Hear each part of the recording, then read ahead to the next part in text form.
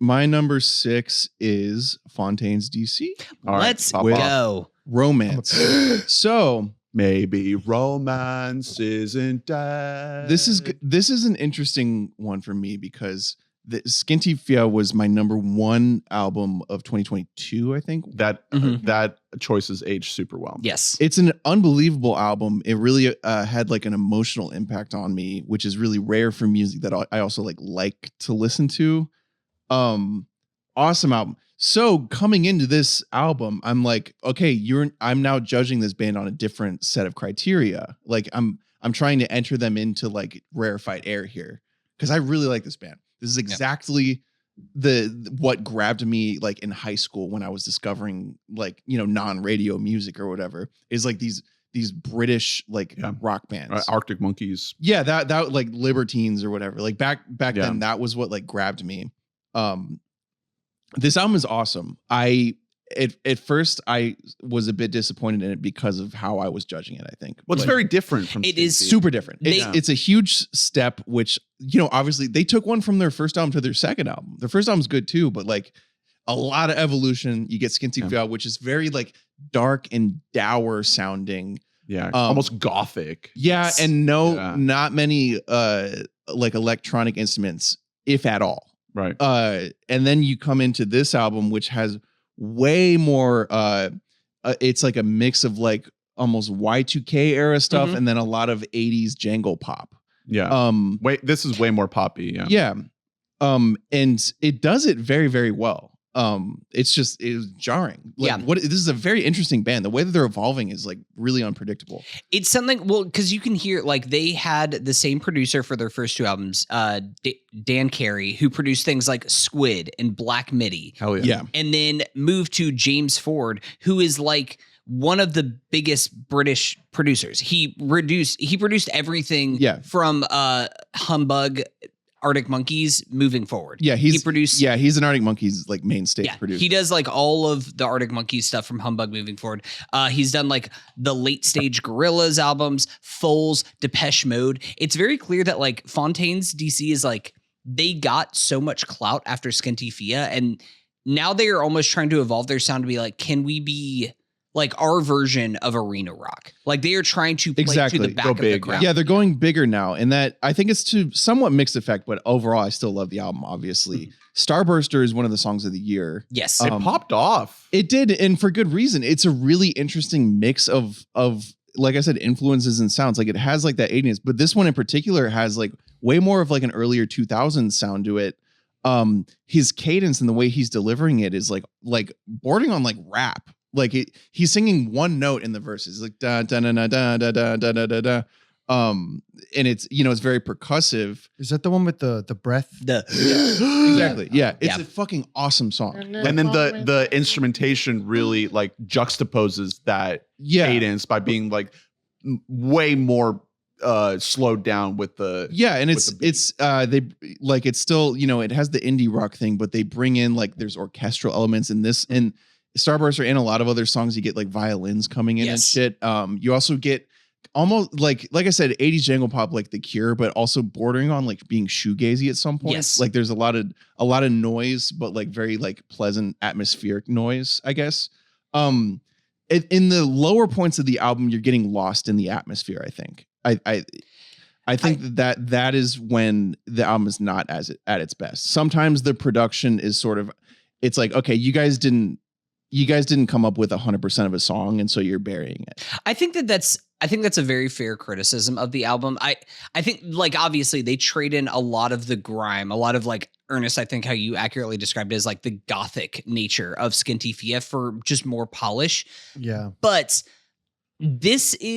I don't think that they could have stayed in that album forever. And I think that that's something that I really admire about this album is like, this is a smart thing to do. And I think they actually take a step forward whenever it comes to songwriting overall. I do think that I agree with some of what you're saying here. But I really like some of like the breathy weightiness of like tracks like Desire and like In a Modern World, where it's just like very just open, just trying to leave this like open sonic landscape. Desire's a great one. You just want to like let it take you over. I do think that like especially towards the back half of the album, there is a little bit of, I think, what you're talking about, things like hoarseness and the whatness. It definitely, it's a bit of a front. I love that song. It's a little front loaded of an album. Yeah, it tails off. But I still think it's still really good. I still think like even something like Sundowner is just like fucking groovy. Yeah, man. and then it ends on a song that is literally just like a reincarnated perfect. The Cure song. Yeah, like Favorite is it's just a song from like 1989. Yeah, like so that's one of the reasons. Like I said, I'm judging this more harshly than I'm going to judge albums that I liked less, just because I like this band so much. But if there's one thing that I was missing a little bit in this, and that you get in some songs, all of the most popular songs on this album, he uses his low register more, because that is the defining characteristic of this band that they could carry if they wanted to. He has a really distinct voice when he's going low. That's why Starburster is really interesting, because he's going da da da da da da da da, and you don't usually hear like an indie poppy song with that low of a voice. In this album, sometimes it feels like he's trying to prove that he can sing and has like range, and that's fine. Like, he's a perfectly serviceable singer at higher registers, but I think it's more unique when he goes low. And so I want him to stick to that. Here's a question. This album is nominated for Best Rock Album at the Grammys. Do we think it wins? No. What is it nominated? I don't know. Against? The Grammys, Yeah, what are what even are they? I know. I know the Grammys It's suck, still a feat, but what is it against? I think that they are on a trajectory that may include a Grammy. Did like Metallica put out an album this year or something? These are the other nominees. Happiness Bastards by the Black Crows. The Black Crows, bro. They sucked like when they dropped. You can't have Fontaines DC. Saviors by Green Day. What? The Grammys suck. Tank by Idols. Fucking Idols. That one's okay. Dark Matter by Pearl Jam. Hackney Diamonds by the Rolling Stones. The Pearl Jam album is and awful. No Name by Jack White. The Grammys are so similar to Rolling Stone magazine in terms of like, you can tell that they have like a bunch of 20 somethings and then a bunch of like 50 somethings on their committee, and no one can agree on anything. Like, they have no ethos, they have no identity. You actually as a body. You should have to age out if you are the Grammys Association. I'm sorry. Once you hit 40, you're not allowed to vote on awards anymore. We can't give Grammy nominations to like legacy acts like this. Yeah, it's split the category. It's man. just you gotta do something. It's so commonplace that we're numb to it at this point at the Grammys. That like, there's always, you're gonna find out. Oh, Pearl Jam put out an album. Okay, no one heard it. No one likes it. Hey, that Pearl Jam album isn't awful. Oh my god, I listened to it. It's actually peak at your top 5. No, it's not terrible though. But Pearl Jam. Here's the thing. The difference is that Pearl Jam was great. Pearl Jam was amazing. And Pearl Jam, even like something like Backspacer did come out like 10, 15 years ago. And that's not terrible. It's not like it's been 30 years since they put out the album. The Black Crows, what are we fucking doing suck, here, man? dude. Yeah, that's a bad band. Green Hey, Day? little thing, let me lie. I'm sorry. A new Green Day album? I had no idea it Fuck out of existed. here. Like that is where I draw more. I get it. with. Like the thing with this album, I don't think it deserves a Grammy. I think they deserve a Grammy at some point. They're on a rise. They're on a climb. I think they're on a rise. It was a good sophomore album. I wanted it to be better. It's their 4th I will ask. album. Is it? Yeah. Does any non-pop Skinty was just the big one. Oh, okay. Does any non-pop artist under the age of like 40 give a shit about if they win a Grammy or not? No, the Grammys couldn't matter less than they currently At do. this They point, absolutely suck. We cannot normalize them. It's good. It's just like the reason this is in my honorable mentions is not in my top 10. It's just it felt like for me such a fall from Skinty Fia. It felt like a different sound, which was nice. Like, I think this album had like 3 or 4 songs that were better than anything on Skinty Fia. Yeah, for me. Like, Here's the Thing I had on repeat. Here's the thing. Yeah, like it was just, it's so catchy, such a tune. Favorite was one that really stuck with me too. Like, it's just such like a beautiful like ending to the album. And I kind of was expecting more after Skinty Fia. Like, I was expecting it to like really stick with me. And I tried, because it was like, I know the band's good. It didn't stick with me. I agree. I think Skinty Fia has songs that are more affecting and more lasting. this album is more accessible and way easier to recommend to people, and also still really good. Yeah, I think that this album is going to have legs to it too. Well, I benefited a lot from dropping it for months and then picking it back up in this crunch. Same, actually. It climbed up a lot in my rankings because I didn't really connect with it when it dropped. And then in the last month or so, I picked it back up and I thought, oh my God, it completely removed from whatever expectations I had going into it after Skinty.